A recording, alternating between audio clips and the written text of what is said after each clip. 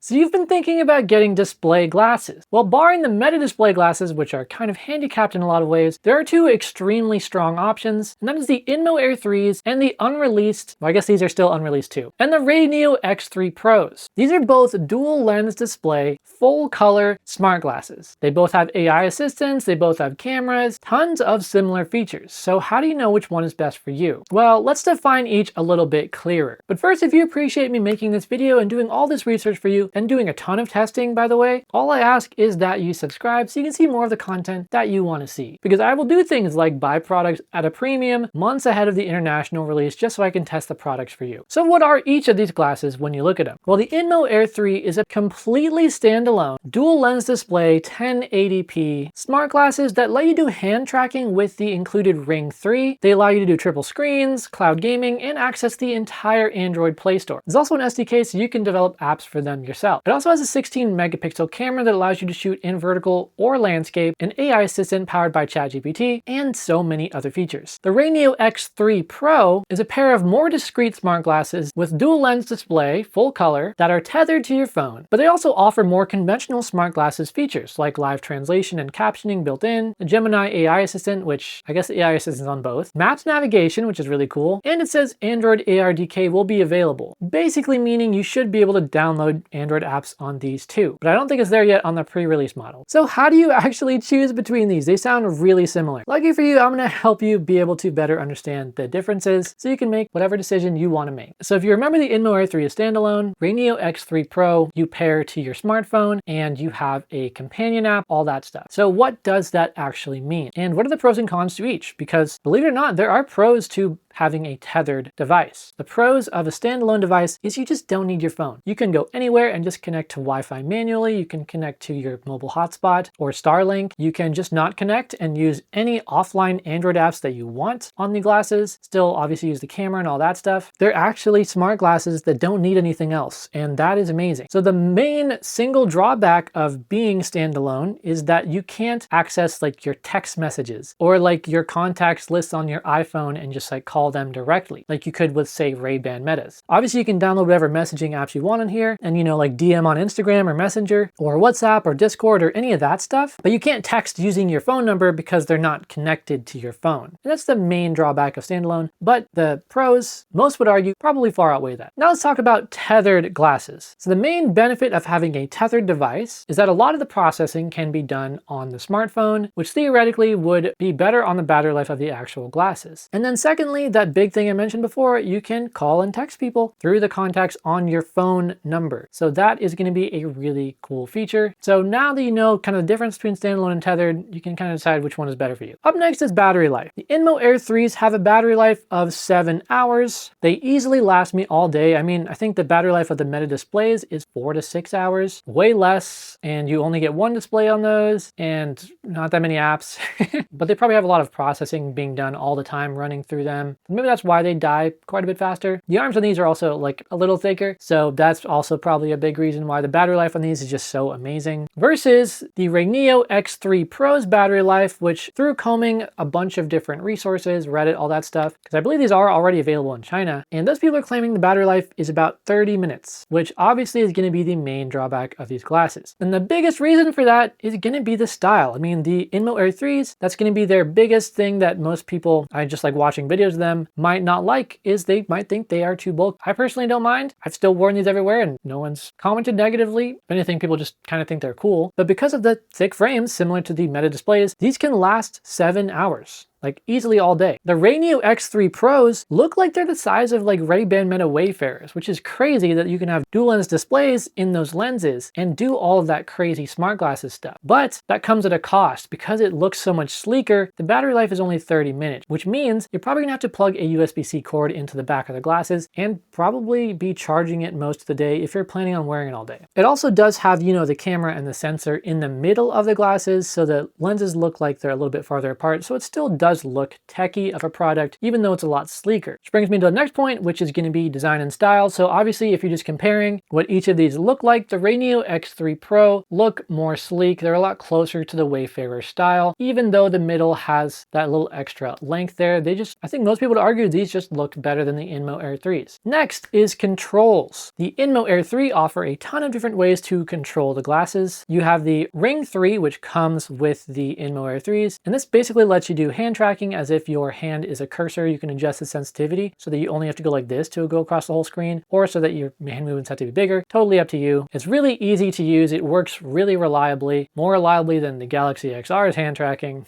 And you also have the remote, which is like a touchpad remote. So if you've used Vitsure glasses before and you use your phone as a touchpad, it's basically the same thing, but it's just a standalone remote. Also comes with the Inmo Air 3s by default. You can also control it by swiping on the actual side of this. I believe you can swipe up and down too and select things. So if you forget all the things to control it with, you can just use it like a normal pair of smart glasses where you swipe the side. On top of that, you can also Bluetooth connect a controller, mouse and keyboard, anything via Bluetooth that allows you to control something, you can connect to these and it works great. The RayNeo X3 Pros are controlled via 2 touchpads on both sides of the glasses. So you can swipe forward, back, up, and down, and obviously tap and hold, single tap, double tap. So a lot of different controls you could probably fit on there without ever having to need a device to actually control them. That being said, I have read articles and heard rumors about potentially the Mudra Link bracelet, this thing. If you don't know what this is, it allows you to do hand tracking on your laptop, computer, on your phone even, just by moving your hand around and doing the default tap gestures. You just have to obviously like configure it and do the setup. But this company is trying to make them compatible with the RayNeo X3 Pros and with a bunch of different just AR glasses, which is really cool. So that could be an option in the future. Now, as far as the camera, they both can take photos and record videos. The Inmo Air 3 has a 16 megapixel camera that shoots 1080-30. You can zoom up to 8x digital zoom. You can change the bit rate, the exposure compensation, change the images to lossless or JPEG, and you can shoot in vertical or landscape or a square if you wanted to. Tons of different options, and the photo video quality is good enough. Here's some samples. The RayNeo X3 Pro, being unreleased, also has a camera, and estimates say it's probably 12 megapixels, although this isn't confirmed, and it only shoots vertical. So you would have to punch in if you want a different aspect ratio in post. But I'm pretty sure the quality of it is pretty solid as well. Next, let's talk about 3DOF support. Now, this is basically when it uses the cameras and sensors to allow you to keep screens in one place as you look around in other places. Now, I've already tested the Inmo Air 3s, and with the triple screens, they do stay in place. So obviously you can look around and those 3 screens will stay there, so that works great. And the RayNeo X3 Pros also have 3DOF support as well, so pretty equal footing there. Next, we have some very specific info about the actual displays, starting with the field of view. So the field of view on the Inmo Air 3s, which basically means how wide of a degree of vision that you get on the screen, essentially how big the screen is. So the bigger the field of view, the bigger the screen could potentially be. Something like an Apple Vision Pro with like a full expansive field of view where you can see everything from the corners to the top and the bottom and everything. This has about 100-degree field of view. MetaQuest 3, very popular VR headset, has a 110-degree field of view. Now, a lot of smart glasses with displays have a lot smaller than that. For instance, the Meta Ray-Ban display glasses are very popular display glasses that I have here with a bunch of accessories. You can check out that video if you want. These have only a 20-degree field of view. So you can see, the screen over here, but you're not going to get a super wide landscape to watch YouTube videos or anything like that. That's probably why they don't have those features in these glasses yet. They probably won't ever, is because of the field of view is quite a bit smaller than anything else out there. Now, if you're talking about AR glasses like the RayNeo Air 3S, pretty good budget option for AR glasses to give you like a giant screen, going on the 200-inch of like visible screen from a certain distance. That's a 46-degree field of view. So Meta Display is less than half of that, so quite a bit smaller. Now, the Inmo Air 3s have a 36-degree field of view, so quite a bit bigger, almost double the Meta Display's field of view. You really notice this if you're watching a YouTube video at full horizontal, or if you're gaming or anything like that. It's honestly like kind of the perfect size to be able to see huge screens, but also to be able to go around and see what you're doing at the same time. So it's honestly like a really, really good mix for see-through glasses. The RayNeo X3 Pros have a 30-degree field of view. So still pretty big, definitely. It's 50% bigger than the Meta Display's field of view, but these are what, like 70% bigger than the Meta Display's field of view, something like that. So these win as far as field of view goes. But as far as brightness, the Inmo Air 3s do 600 nits, nits, which doesn't sound like a ton, but I've gone outside when it's bright and sunny and never had any problem. And if you ever do have a problem, they come with the clip-on shades. You don't have to buy them separately. They come with them. So if you're outside, you can just put those on, they give you even more contrast and you can see the picture even clearer. But I didn't even need to put those on when I was outside in the sun. So that being said, the RayNeo X3 Pros give 6,000 nits of peak brightness, which I believe is the same as the Meta displays. You definitely don't want to be turning it up that bright when you're inside though, because that would be overkill. So as for brightness, the RayNeo X3 Pros would win. Now up next is going to be the apps. So the Inmo Air 3s come with a lot of apps installed by default, which by the way, I've had these glasses turned off for a few days and it's still at 100%. It's kind of crazy. Oh, and there's a new update. Cool. And I just got a bunch of Instagram notifications.